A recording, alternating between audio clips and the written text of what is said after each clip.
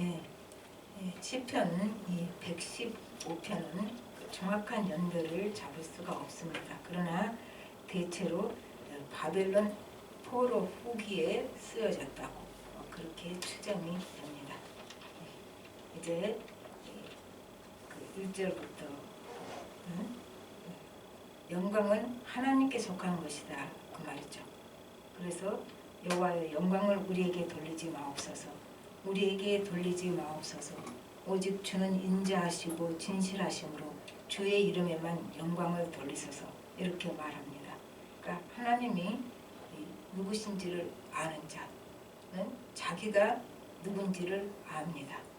자신이 피조물이고 또 그렇기 때문에 우리는 한계가 있는 인간이고 또 우리의 삶에도 한계가 있는 자란 것, 이것을 이제 고백하는 거죠.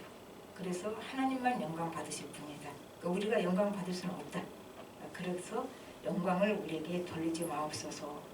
주의 이름에만 영광을 돌리소서. 이 고백을 합니다. 이제 예수님께서 요한복음 5장 44절에서는 자신을 배척하는 유대인들에게 너희가 서로 영광을 취하고 유일하신 하나님으로부터 오는 영광을 구하지 않으니 어찌 나를 믿을 수 있느냐. 그러니까 예수를 믿는데 하나님, 우리를 하면 예수를 믿고 그 사람들 하나님을 믿는데 하나님과 관계가 없어요. 그러니까 하나님 없이 예수를 믿으니까 하나님을 믿으니까 하나님 없이 하나님을 믿으니까 좀 말이 이상하지만 하나님 안에 없는 거죠. 하나님에 대한 형식은 다 갖췄는데 그러니까 서로 인간의 영광만을 취합니다. 그러니까 예수님을 믿을 수가 없는 거예요. 우리가 유대인들이 얼마나 신앙 형식을 잘 지켰습니까? 어떤 재밌는 일화가 있어요. 하루는 이제 예배드리는 시간인데 교회 밖에 흑인 소년이 막 울고 있습니다. 그러니까 예수님이 찾아오셔서 얘야 너도 쫓겨났냐? 그게 백인 교회였거든요. 나도 쫓겨났단다. 그러니까 예수님 없는 예배, 예수님 없는 신앙생활에 대해서 이제 누가 좀 비꼬는 말을 한 거죠. 그러니까 유대인들은 하나님을 믿는다고 하면서 형식은 지키고 마음엔 하나님은 없는 거죠. 그러면 이거 보고 뭐라고 하냐면 살았으나 죽은 사람들입니다. 안에 하나님이 없는 사람은 죽은 사람들입니다. 아무리 비틀어지고 못났어도 안에 하나님이 계신 사람은 살아있는 사람입니다. 그래서 이제 우리가 여기서 자신을 알면 하나님께 영광을 돌리고 인간에게 영광을 돌리지 않는다 그 말이죠. 우리가 누구인가를 알아야 된다는 얘기가 이 속에 들어있습니다. 3절을 보십시다. 오직 우리 하나님은 하늘에 계셔서 원하시는 모든 것을 행하셨나이다. 이것을 다시 한번 얘기를 합니다. 그러니까 하늘에 계셔서 말이죠. 하늘에 계셔서 그 얘기가 아니라 무한과 영원 속에 거하시는 분, 영원하신 분, 그건 이제 하늘에 계셔서 초월하신 분 그렇게도 말해요. 그럼 우리는 그보다는 영원하신 분, 무한하신 분이 훨씬 더 와닿습니다. 하늘에 계신 하나님은 원하시는 모든 것을 행하시는 능력이 하나님이시다. 여기 지금 그렇게 3절이 얘기를 하고 있어요. 하나님은 하나님의 뜻을 이룰 수 있는 능력이 있으신 하나님이다. 그 말이죠. 그리고 이제 4절부터 8절까지는 우상에 대한 얘기가 나옵니다. 그런데 이 하나님을 인정하지 않는 사람은 하나님 말고 하나님에 대한 대체물을 가지고 있어요. 대체물을 가지고 있으니까 그게 이제 우리는 우상이라고 말죠. 하나님 아닌 것을 섬기고 있으니까. 근데 여기서 이제 우상은 헛거다 그 얘기가 나와요. 그리고 여기 4절부터 8절까지 보면 우상을 조롱하지요. 코가 있어도 냄새도 못 맡고 귀가 있어도 듣지도 못하고 이런 식으로 구체적으로 여기서 열거를 해요. 그리고 이제 우상뿐이 아니라 우상을 만든 사람도 여기서 이 시인은 조롱하고 있다. 우상 만든 사람도 다 똑같이 어리석다. 이제 그 얘기죠. 그러니까 이제 그 이사야서 44장 9절은요 조금 더 지독한 말합니다. 우상은 nothing이고 헛거고 아무것도 아니고 우상을 만들고 의지하는 자도 nothing이다. 그렇죠. 우상이 nothing은 만들고 의지하는 자도 nothing이다. 이제 그렇게 얘기를 해요. 이사야서 44장 9절을 세 번역이 조금 더 우리에게 쉽게 들어옵니다. 우상을 만드는 자들은 모두 허망한 자들이다. 그게 이제 nothing이다. 그렇게 NIV는 나와요. 그들이 좋아하는 우상은 아무 쓸모가 없는 것들이다. 이런 우상을 신이라고 증언하는 자들도 눈이 먼 자들이요 무지한 자들이니 마침내 수치만 당할 뿐이다. 그랬어요. 그러니까 하나님 말고 하나님 대신에 우상을 가지고 있으면은 결과가 뭐라고요? 수치만 당할 뿐이다. 그리고 우상 만든 자나 우상이나 다 아무것도 아니다. 그렇게 되죠. 우리는 이걸 어떻게 해석해야 돼요? 우리는 형상을 만들어서 우상을 만들지 않지만 내가 원하는 거, 내 욕망에다가 내 욕망이 그게 너무 의미가 커서 내 욕망에 너무 큰 의미를 부여하니까 그것이 내가 원하는 것이 내게 가장 중요한 것이 되면은 이제 그것이 신이 되죠. 하나님 대신 신이 되고 그리고 우상이 된다. 그 말이죠. 여기서는 이 정도로 하고 넘어갑니다. 그리고 이제 그 반대 얘기를 하고 있어요. 9절부터 11절까지죠. 그러니까 우상 만들지 않고 하나님을 의지하라. 그 우상 쓸데없는 거 헛것 만들지 말고 하나님을 의지하라. 그 하나님이 우리의 도움이시요 방패시다. 그런데 이 시편은 굉장히 그 반복 구절이 많습니다. 그래서 이 하나님이 우리에게 방패가 되어 주시는데 구체적으로 호명을 해요. 이제 구절을 보십시오. 구절에 이스라엘아 여호와를 의지하라. 그는 너희의 도움이시요 너희의 방패시로다. 이렇게 나오죠. 그 다음에 아론의 집이여 여호와를 의지하라. 그는 너희의 도움이시요 너희의 방패시로다. 또 11절을 여호와를 경외하는 자들아 너희는 여호와를 의지하여라. 그는 너희의 도움이시요 너희의 방패시로다. 이렇게 다 구체적으로 호명을 하면서 하나님을 의지하는 사람은 하나님이 도움이 되시고 방패가 되신다. 이제 이렇게 얘기를 합니다. 여기서 아론의 집이여는 제사장들이요 그런 얘기가 되겠죠. 그리고 이스라엘아 그러면은 이제 이스라엘 백성아, 내 백성아 그런 얘기가 될 것이고 또 여호와를 경외하는 자들이요 뭐 말을 바꿨지만 사실 내용을 따지고 보면 같은 대상이 될 수 있죠. 아론의 집도 이제 여호와를 경외하는 자들이고 이스라엘 백성도 근본적으로는 원래 하나님을 경외하는 자들이었으니까 다 같은 사람들인데 이렇게 갈라서 구체적으로 얘기를 해요. 그러니까 하나님을 경외하는 자들이여는 하나님을 하나님으로 인정하는 자들이 하나님을 경외하는 자들이죠. 그러니까 이 사람들을 다 호명을 해가면서 꼭꼭 집어가면서 너희들이요 하나님을 의지하면 하나님이 너희들을 도와주시고 방패가 되신다. 이렇게 얘기를 합니다. 방패는 적으로부터 막아줍니다. 그래서 적은 내부적도 있고 외부적도 있습니다. 내부적 이제 좌절, 절망, 공허감, 허무감 이뿐입니까? 내 죄가 죄성이 죄된 욕망이 내부적이에요. 여기에서 하나님은 지켜주신다. 우리 죄성대로 살면 큰일 나요. 뭔 일을 저지를지 몰라요. 어디로 갈지 몰라요. 그러나 하나님 지켜주셔서 우리가 안전하다. 그 말이죠. 그 다음에 외부적으로부터 오는 공격. 그 사람들에게 방패가 된다. 그러니까 하나님이라는 방패를 밀쳐내버리지 않으면 우리를 해칠 수가 없는 거예요. 하나님의 방패는 아무도 밀어낼 수가 없습니다. 그래서 하나님의 방패가 되는 사람, 하나님을 의지하는 사람은 안전합니다. 코로나가 와도 안전합니다. 안 걸릴 수도 있고 걸려도 거기서도 안전합니다. 그러니까 우리는 하나님 지켜주면 아무 일도 안 일어난다고 생각해요. 일어날 수 있어요. 그래도 하나님은 방패가 되시니까 내게 일어난 어떤 일 때문에도 내가 망하지 않는 거예요. 하나님 방패가 되셔서 나를 지켜주시고 도와주시기 때문에. 그리고 나서 이제 여기 방패는 굉장히 수동적인 의미가 있잖아요. 9절부터 11절까지는 이제 그렇게 방패로서 수동적으로 있지만 그 다음에 12절부터 15절까지는 이제 적극적인 얘기가 나옵니다.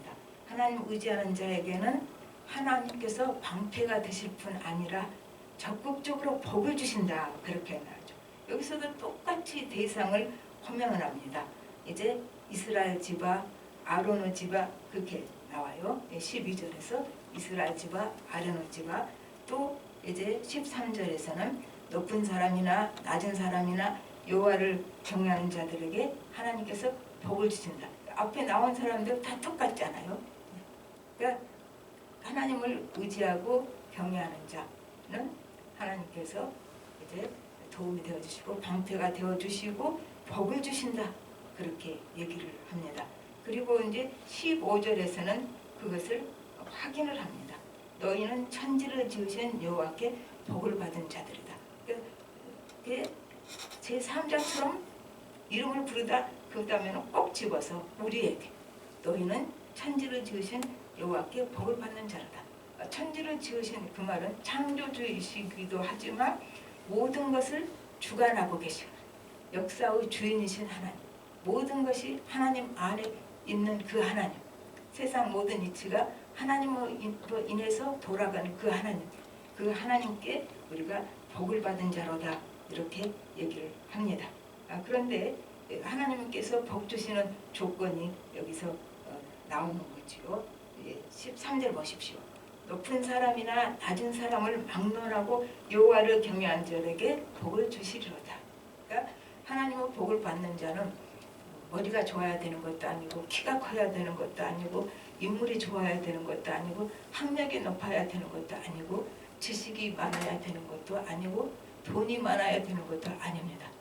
하나님을 하나님으로 인정하는 자, 그리고 하나님을 의지하는 자, 이 사람은 하나님의 복을 주시는 대상입니다. 그럴 때는 나도 복의 대상이다 그렇게 생각할 수 있잖아요. 별로 못났으니까, 내놓을 게 없으니까. 그러니까 여기서는 그냥 높은 자나 낮은 자나 그렇게 두 가지로만 했지만 그건 아무 상관없다. 우리가 만들어놓은 그 세상의 가치에서는 어떤 사람이나 상관없이 그냥 하나님 앞에서는 하나님을 믿기만 하면 이제 하나님께서 복을 주신다. 그 얘기를 해요. 그리고 나서 이제 16절부터 18절까지는 하나님이 우리에게 땅을 주시고 우리 생명을 살려주신 이유가 나옵니다. 자, 보십시오. 16절에 하늘은 여호와가 하늘이라도 땅은 사람에게 주셨도다. 죽은 자들은 여호와를 찬양하지 못하나니 적막한 데로 내려가는 자들은 아무도 찬양하리 못하리로다. 우리는 이제부터 영원까지 여호와를 성축하리로다. 할렐루야. 이렇게 나옵니다. 그래서 하나님께서 인간에게 땅을 주시고 그 다음에 지금 우리 살아있잖아. 아직 죽지 않고. 이제 그게 17절 얘기죠. 아직 죽지 않고 우리가 이 땅에서 살게 하시는 거. 그 이유가 이제 12절에서는 이렇게 설명을 해요. 여호와께서 우리를 생각하사 복을 주시되 그러죠. 그러니까 하나님이 높은 자나 낮은 자나 우리가 하나님을 의지하는 자는 그래서가 아니라 우리가 하나님을 의지해서가 아니라 사실 따져보면 하나님이 우리를 생각하시기 때문에 긍휼히 여기시기 때문에 복을 주시는 것이고 하나님이 우리를 생각하시기 때문에 이 땅에서 살게 하시고 내게 이제 목숨이 살아있게 하신다 그 말이죠. 그런데 은혜로 이렇게 복을 주셔서 아까 15절에 우리가 복을 받은 자들이라고 딱 확인을 해줬잖아요. 그런데 가장 큰 복이 뭡니까? 하나님께서 우리에게 복을 주셨는데 가장 큰 복은 하나님께 가까이 가는 복이 가장 큰 복이죠. 그래서 하나님께서 우리를 이 땅에 죽지 않고 이렇게 살아있게 한 이유가 이제 하나님께 가까이 가는 복을 주시려고 그 복을 주셔서 가까이 가면 어떻게 됩니까? 하나님을 가까이 가면 갈수록 우리가 아름다운 예수님 모습으로 빚어져 갑니다. 그러니까 하나님 가까이 간다는 의미가 굉장히 커요. 내가 가까이 갈 때 내가 아무리 못나고 죄인이지만 하나님을 나를 하나님 닮은 모습으로 만들어 가신다는 의미가 되죠. 가까이 있을수록. 그래서 정말 그 하나님과 깊은 교제가 있는 사람은 광채가 있습니다. 예수 안 믿는 사람은 그 광채가 안 보이죠. 그러나 우리들도 그걸 좀 감지할 수 있어요. 얼굴이 빛이 있어요. 밝아요. 그 피부가 새까맣거나 하얗거나 아무 상관없어요.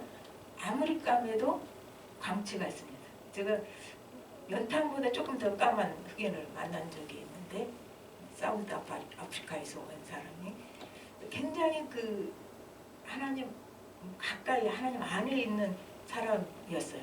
근데 그분이 나는 까맣다는 생각이 안 들었어요. 얼굴에 얼마나 광채가 나는지. 그러니까 실질적으로 하나님께 가까이 간 사람은 하나님은 광채가 비칩니다. 그리고 사람이 점점 예수님 닮은 모습으로 바뀌어갑니다. 그랬을 때 이제 하나님이 우리에게 주신 복이다 그 말이죠. 그게 우리가 뭘 잘해서가 아니라 나는 하나님을 의지했고 하나님 우리에게 가장 큰 복을 주실 때 내게 광채가 나는 그 예수님 형상 닮은 모습으로 변해간다 그 말이죠. 그리고 이제 18절에서는 찬양이 나오잖아요. 또 그럴 뿐만 아니라 우리가 이 땅에 살게 하신 이유가 하나님께 찬양하도록 이 땅에 살게 하셨다 그 말이죠. 우리 이사야서 43장 21절은 다 암송하지요. 이 백성은 내가 나를 위하여 지었나니 나를 찬송하게 하려 하느니라. 하나님을 찬송하게 하려고 우리를 이 땅에 살려주셨다 그 말이죠. 그런데 하나님을 찬양하도록 내게 이 땅에 생명을 주시고 안 데려가고 이렇게 멀쩡하게 건강하게 살아있게 하는데 다른 것을 찬양하니까 문제가 생깁니다. 다른 것이 중요해지니까 그러면 불행해져요. 하나님을 찬양하도록 지음받은 것이 우리 본분이고 우리가 그 존재 이유인데 그 존재 이유를 망각하고 잊어버리고 다른 것을 찬양해요. 다른 것이 우상이 되고 그래서 우리가 불행해지고 힘들어진다 그 말이죠. 그리고 이 18절은 참 재밌어요. 이제부터 영원까지 여호와를 찬양할 자는 우리다. 그렇게 해요. NIV가 좀 다르잖아요. 우리는 영원토록 하나님을 찬양한다 그 말하고 이제부터 영원까지 여호와를 찬양할 자가 누구냐? 우리다. 굉장히 강렬합니다. 그러니까 우리가 바로 찬양할 자고 우리가 바로 하나님의 그 모습을 드러낼 자다. 그런 의미가 여기서 드러나 있겠지요. 네, 우리는 이제 그 귀하고 높으신 하나님이 약간은 하늘에 계신 분이지 하늘에 계신 분이 우리를 끝없이 사랑하심을 찬양을 합니다. 그리고 또 나는 못나고 부족하고 그리고 우리는 순간적으로 다 자기중심적으로 사고를 해요. 자기중심적으로 아닌 것 같아도요. 언제나 우리가 기본은 자기중심적으로 사고를 해요. 그게 인간입니다. 그러한 우리를 다 아시고도 불쌍히 여기시고 긍휼히 여겨주시는 그 우리는 그 하나님의 은혜가 감사해서 또 그 하나님을 찬양합니다. 근데 그렇게 찬양을 하는 것으로 우리는 끝을 내고 싶어요.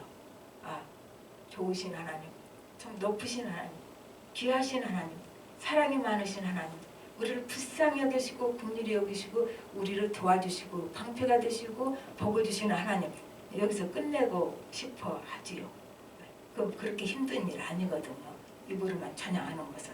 그런데 그것이 아니고 우리가 부른 찬양이 그 찬양을 내 일상의 삶에서 삶으로 살아내야 돼요. 그게 진짜 찬양이에요. 근데 진짜 그 입술로 찬양도 안 한 사람이 삶으로 찬양이 될까요? 그건 아닌데 여기서 끝나면 안 된다 그 말이죠. 입술로 찬양을 드리는 것이 우리 삶에서 이제 찬양으로 나타나야 된다 그 말이죠. 어떻게 나타나야 돼요? 우리 삶에서 하나님의 그 내가 찬양했던 그 하나님의 사랑, 또 하나님의 그 배려, 하나님의 위로, 그리고 나를 끝까지 품어주시는 그 마음, 그 긍휼히 여기시는 그 마음이 우리 삶에서 흘러나가야지 이것이 이제 삶이 하나님께 드려지는 찬양이 된다 그 말입니다. 그러니까 찬양이 입술로 하는 찬양에서 끝나면 안 돼요. 우리가 꼭 입술로만 찬양한 건 아니잖아요. 우리 심령을 다해서 찬양을 하는데 거기서 끝이 나면 안 된다 그 말이죠. 삶이 찬양으로 바뀌어지는 치환된다 그러죠. 입술로 찬양이 삶으로 치환되는 역사가 일어날 때 이게 진짜 하나님께 드려지는 찬양이다. 그러니까 이런 찬양을 들을 자는 우리밖에 없는 거예요. 그렇잖아요? 뭐 산천초목도 다 그 아름다움으로 하나님을 찬양합니다. 그러나 그들이 그 삶이 변화돼서 하나님을 찬양하고 이건 불가능하잖아요. 그러니까 그 진짜 하나님께 찬양 들을 존재는 이 땅에서 우리밖에 없다. 그래서 하나님이 우리에게 생명을 주시고 계속 살려주신다. 그 얘기가 됩니다. 이제 말씀을 맺어봅시다. 이제 1절에서 오직 주의 이름에만 영광을 돌리소서. 우리 모두가 다 하나님께 영광 돌리는 삶 살고 싶어요.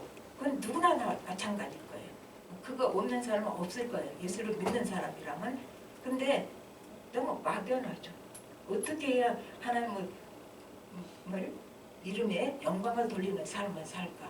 뭐 세상에서 출세해서 또 뭐 이렇게 시합에서 이겨서 무릎 꿇고 하나님께 기도하죠. 다 보기 좋아요. 그거 나쁘고 필요 없다. 그게 절대 아닙니다. 근데 그러면 그렇게 잘나야만 하나님께 영광 돌리네요. 그럼 이름도 없고 빛도 없고 아무 능력도 없고 세상에 내놓을 곳이 없는 사람은 하나님께 영광 못 돌리잖아요. 그거는 아니다는 얘기예요. 그것도 좋아요. 세상에서 뭐든지 잘 돼서 하나님께 영광 돌리는 것도 좋은 거예요. 그 나쁜 거 아닙니다. 그러나 이제 그 하나님께 영광 돌린다는 진짜 의미가 무언가? 요한복음 17장 4절에서는 하나님께 영광 돌림이 무엇인가를 예수님께서 직접 말씀하셔요. 아버지께서 내게 하라고 주신 일을 내가 이루어 아버지를 이 세상에서 영화롭게 하였사오니. 영화롭게 한단 말이나 영광 돌린단 말이나 똑같아요. 이건 영화롭게 한단 말은 동사로 썼고 영광을 돌린단 말은 명사를 썼을 뿐이에요. 내용은 똑같이 하나님께 영광 돌리는 건데 내게 하라고 주신 일 함으로 하나님께 영광을 돌린다고 예수님께서 말씀하십니다. 그러면 이제 하나님께서 예수님에게 하라고 하신 일은 무엇입니까? 십자가에 죽으시라는 거예요. 그게 예수님에게 하라고 하신 일이고 이제 그 십자가의 죽으심으로 우리 구원을 이루라는 것. 그것이 하나님이 예수님에게 하라고 하신 위임이에요. 그게 예수님의 사명이에요. 그리고 이제 그 하라고 하신 일을 할 때 하나님을 영화롭게 한다고 그랬잖아요. 하나님께 영광 돌린다고 예수님이. 그러니까 예수님은 십자가의 죽으심으로 하나님을 하라신 사명을 감당했잖아요. 그러므로 십자가의 죽으심으로 하나님께 영광을 돌렸습니다. 그래서 십자가의 죽으심이 바로 하나님께 영광 돌립니다. 그러니까 하나님이 하라고 하신 일이 내게 세상에서 막 굉장히 빛나고 멋진 일이 아닐 수도 있어요. 그러나 내게 하라고 하신 일을 내가 했을 때 그는 하나님께 영광 돌립니다. 왜 그런가 하면 영광은요. 하나님이 누구신가가 드러나는 것이 영광 돌림이에요. 그러니까 그걸 이제 구약에서는 이제 회막 같은 데서 구름이 있고 상징적으로 나타나는 거죠. 그러니까 하나님이 누구신가가 나타난 것, 드러나지는 것, 그게 하나님께 영광 돌림이다 그 말이죠. 그래서 이제 하나님께 영광을 왜 예수님 십자가에 죽으심으로 하나님께 영광을 돌렸다. 그 말은 조금 이렇게 돼 해석할 수 있어요. 우리를 구원하신 사명을 감당한 것이 하나님이 하신 위임이니까 사명이니까 그래서 영광을 돌렸고 거기서 또 하나님이심이 드러나야 되잖아요. 그게 영광 돌림이니까 하나님은 십자가에서 자기 아들도 죽이실 만큼 우리를 사랑하신다는 하나님의 본질, 사랑이 드러난 거예요. 십자가에서.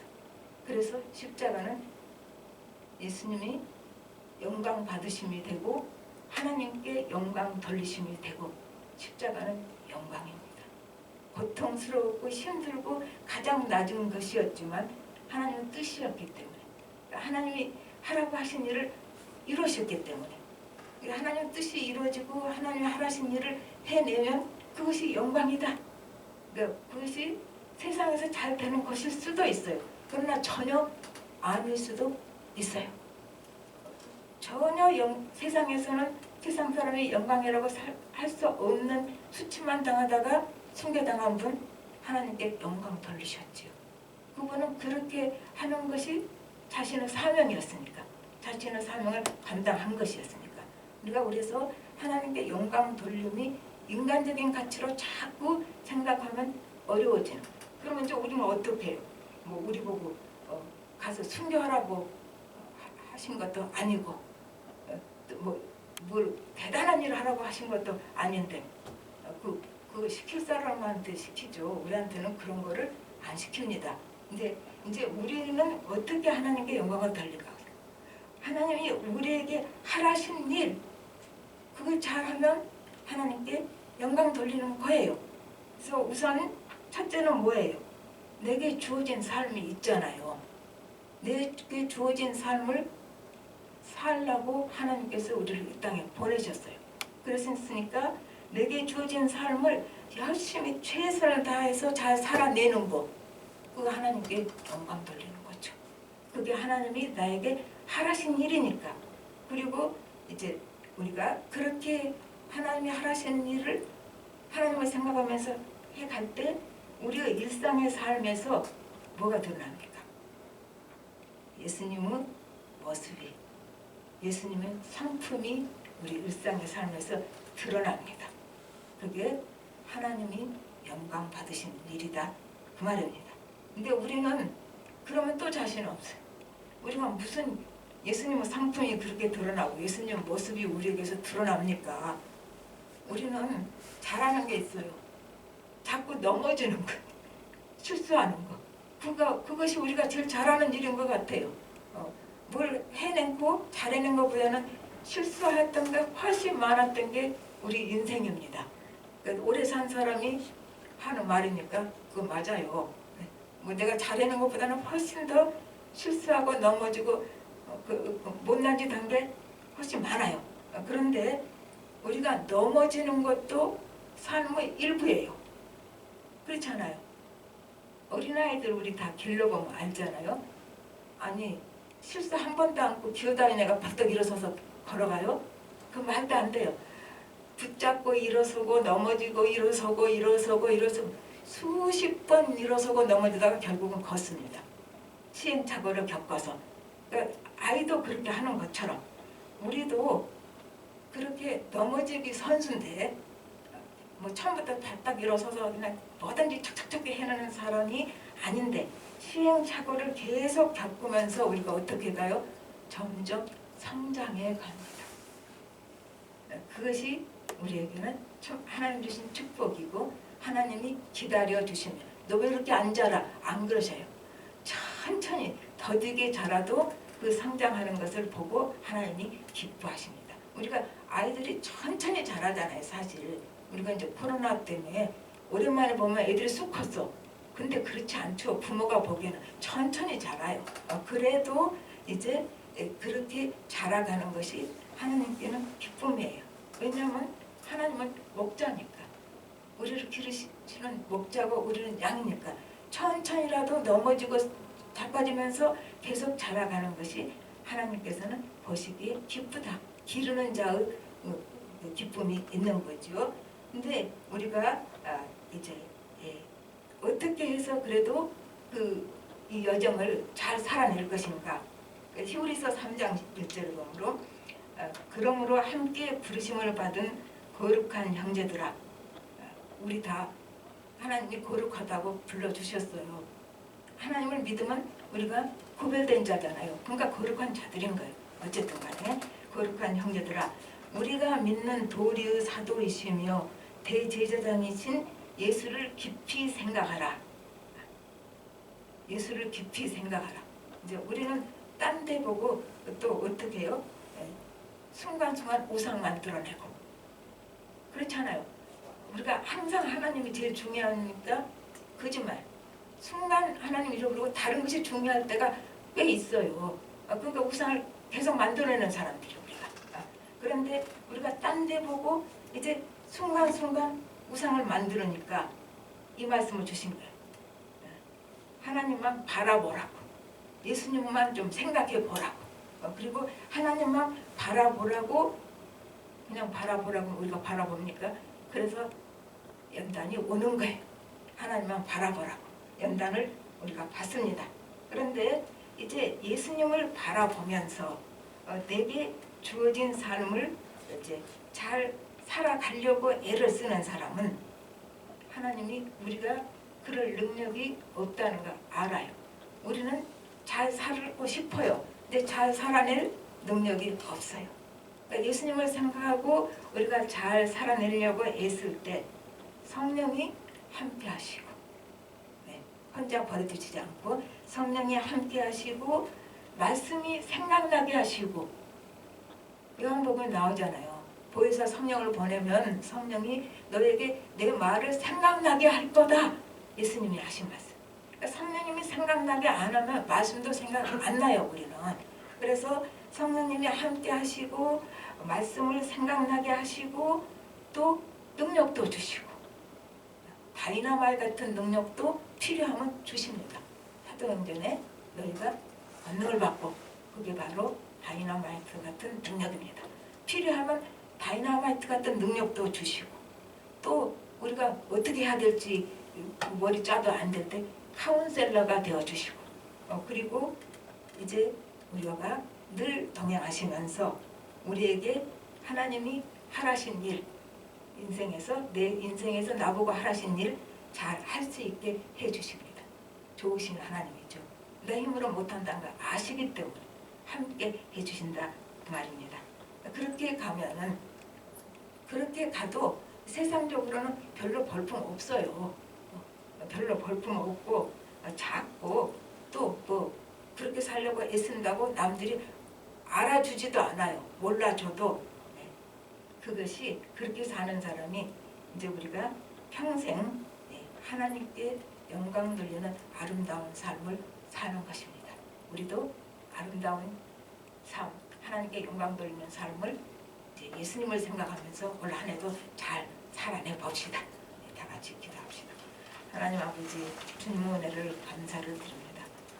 우리는 넘어지는 것이 우리 특기고 실수하는 것이 특기인데도 하나님께서는 우리 각자에게 삶을 주셨고 이 땅에서도 또 올 한 해도 살라고 우리에게 생명을 주셨습니다. 우리에게 이렇게 살라고 이 땅에 우리를 남겨주신 것은 우리가 점점 더 예수님 닮아가는 모습으로 성장해 가고 그 기간 동안에 우리가 하나님을 찬양하러 우리의 삶이 하나님께 찬양이 되라고 우리에게 이렇게 복을 주셨으니 우리가 올 한 해에도 주님께 점점 더 가까이 다가가고 하나님의 은혜로 말미암아 내게 하라고 주신 일, 내 삶 잘 살아내고 내게 하라시는 일 해가면서 주님의 사랑이 나타나고 주님의 배려심이 나타나고 주님의 긍휼하심이 나타나고 남들을 늘 품어주시는 그러한 삶을 살 수 있게 하여 주시사 하나님의 모습이 우리에게 조금이라도 나타나는 사람들 되게 하여 주시옵소서. 모든 말씀 예수님으로 기도합니다.